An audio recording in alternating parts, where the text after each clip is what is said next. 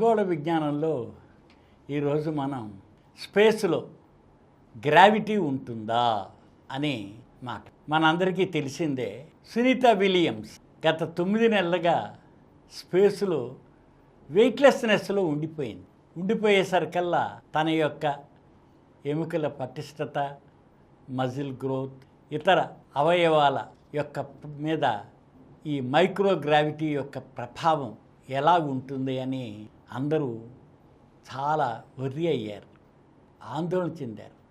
NASA కూడా ఈ microgravity మీద మన శరీర అవయవాలు, వాటి పెరుగుదల, వాటి యాక్షన్, శక్తి, వీటిలన్నిటి మీద స్టడీ చేయడం కూడా మొదలుపెట్టి. ఎందుకంటే సుదూరంగా ఉన్న మన మార్స్ గ్రహం మీదకి వెళ్ళాలి అంటే దరిదాపు 7 నెలల ప్రయాణం ఉంటుంది. మనం చంద్రమండలానికి 3 రోజుల్లో వెళ్ళి వస్తున్నాం, కానీ మనం మార్స్కి వెళ్ళాలంటే మనకి ఈ మైక్రోగ్రావిటీ కానీ లేకపోతే వెయిట్లెస్నెస్ కానీ చాలా ఫీల్ అవుతాం.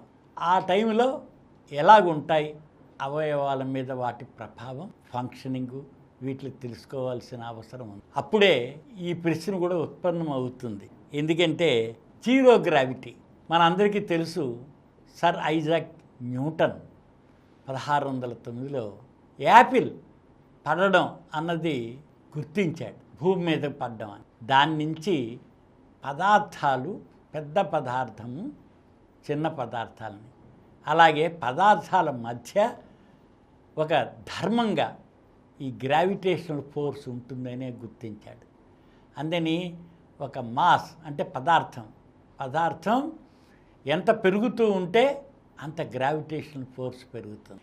గ్రావిటీకి వెయిట్కి గల సంబంధం ఏంటంటే, వెయిట్ అన్నది గ్రావిటేషన్ వల్లనే వస్తుంది. ఇప్పుడు మనం భూమి మీద ఉన్నాం, భూమి మీద ఉన్న దాని మాస్కి అదే చంద్రుడి మీదలో అయితే 1/6 ఉంటుంది.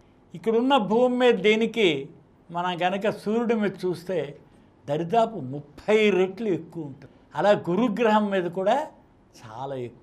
కారణం ఏంటంటే మాస్ అంటే పదార్థం. అందుకని ఈ పదార్థంలోనే గ్రావిటేషనల్ ఫోర్స్, ఈ గ్రావిటేషనల్ ఫోర్స్ అంతా విశ్వం అంతా వ్యాపించి ఉంది. అందుకని ఇప్పుడు ఆ గ్రావిటేషనల్ ఫోర్స్ ఉండబట్టే ప్లానెట్స్ అన్నీ సూర్యుడు చుట్టూ తిరుగుతాయి. ప్లానెట్స్కి గ్రావిటేషనల్ ఫోర్స్ ఉండబట్టే చంద్రుళ్ళన్నీ వాటి చుట్టూ తిరుగుతున్నాయి. అందుకని కాజెస్ ఆర్బిటల్ రొటేషన్.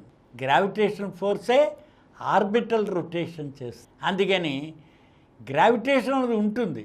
ఇప్పుడు మన స్పేస్ క్రాఫ్ట్ ఉంది, మన భూమి మీద 100 కేజీలు ఉంటే పైకి వెళ్ళేసరికి కదా 90 కేజెస్ దరిదాపు బరువు ఉంటుంది. దాని గ్రావిటేషనల్ ఫోర్స్లో ఉండి మన భూమి యొక్క 17,700 మైళ్ళ వేగంతో హారిజాంటల్ ఫోర్స్లో తిరుగుతోంది కాబట్టి భూమి చుట్టూ తిరిగి వస్తాం. ఇప్పుడు చంద్రుని గ్రావిటేషనల్ ఫోర్స్ వల్లనే భూమి తిప్పుకుంటాం. సూర్యుడికి గ్రావిటేషనల్ ఫోర్స్ ఉండబట్టే భూమిని సూర్యుడి చుట్టూ తిప్పుకుంటాం అన్నమాట. అలాగే సూర్యుడు కూడా మన మిల్కీ వేలో తిరుగుతున్నాడు. మిల్కీ వే కూడా ఇతర నెబ్యులాలో, వాటిలో, స్పేస్లో తిరుగుతూనే ఉంటుంది. ఎంటీ స్పేస్ అంటూ ఉండదు. ఈ గ్రావిటేషనల్ ఫోర్స్ వలన ఒకదానితో ఒకటి తిరుగుతూ ఉంటాయి.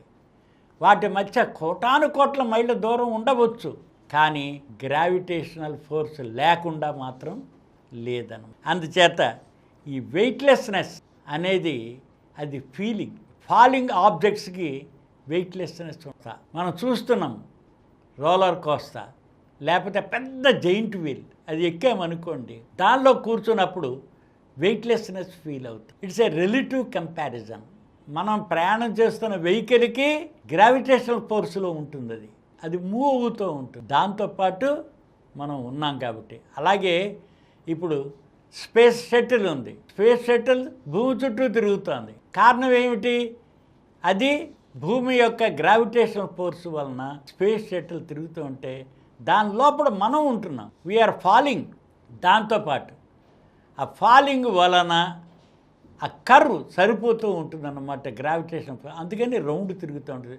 ఇప్పుడు చంద్రుడు భూమి ద్వారా అట్రాక్ట్ అయి పడుతున్నట్లయితే ఎంత పడిపోతూ ఉంటుందో అంత దాని కర్వ్ ఉంటుంది, భూమి యొక్క కర్వ్. అందుకని ఎప్పుడు దాని చుట్టూ తిరుగుతుంది. అలాగే మన సెటిలైట్స్ కూడా హారిజాంటల్ ఫోర్స్తో మూవ్ అవుతుంటాయి కాబట్టి అది కిందకి పడుతూ ఉన్నప్పుడు, అంటే అట్రాక్ట్ అవుతూ ఉన్నప్పుడు మన ఎర్త్ వైపుకి అవి ఫార్వర్డ్ మూవ్ అవుతూ ఉంటాయి కాబట్టి ఆ ఫార్వర్డ్ మోషన్ వలన ఆ కర్వ్ ఎప్పుడు మెయింటైన్ అవుతూనే ఉంటుంది. సో గ్రావిటేషనల్ ఫోర్స్ అనేది ఎప్పుడు అట్రాక్ట్ అయిపోయి తన వైపు లాక్కుంటూ ఉంటుంది కాబట్టి ఒక ఆర్బిట్లో తిరగడం, ఆర్బిట్లో తిరిగే ఫోర్స్ దాంతో generate. It's a tug of war లాంటిది.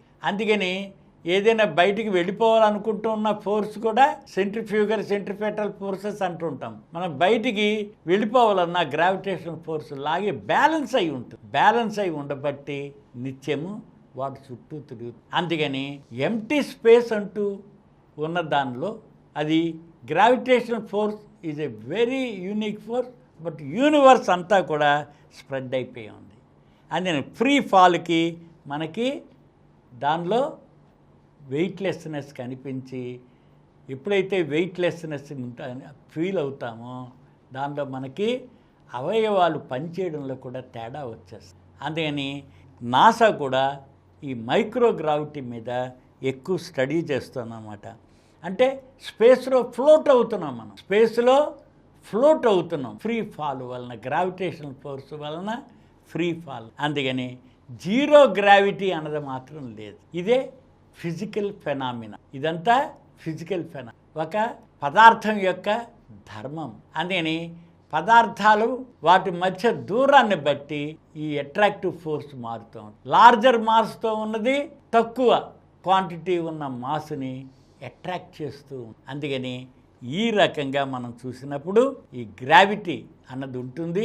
జీరో గ్రావిటీ అన్నది ఇట్స్ ఎ వెయిట్లెస్నెస్ ఫీలింగే కానీ గ్రావిటేషనల్ ఫోర్స్ యూనివర్స్ అంతా స్ప్రెడ్ అయి ఉంది. ఇన్ఫ్యాక్ట్ యూనివర్స్ అంతా ఈ గ్రావిటేషనల్ ఫోర్స్ వల్లనే ఒక రిథిమ్లో సిస్టమేటిక్గా జరుగుతాం.